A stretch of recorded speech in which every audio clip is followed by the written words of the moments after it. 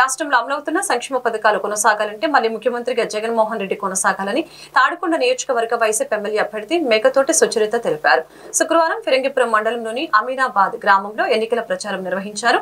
ఈ సందర్భంగా సుచరిత మాట్లాడుతూ రానున్న ఎన్నికల్లో ఫ్యాన్ గుర్తుకే ఓటు వేస్తే అభివృద్ధి సంక్షేమం అమలవుతాయని తెలిపారు. కార్యక్రమంలో వైసీపీ నాయకులు కార్యకర్తలు పాల్గొన్నారు.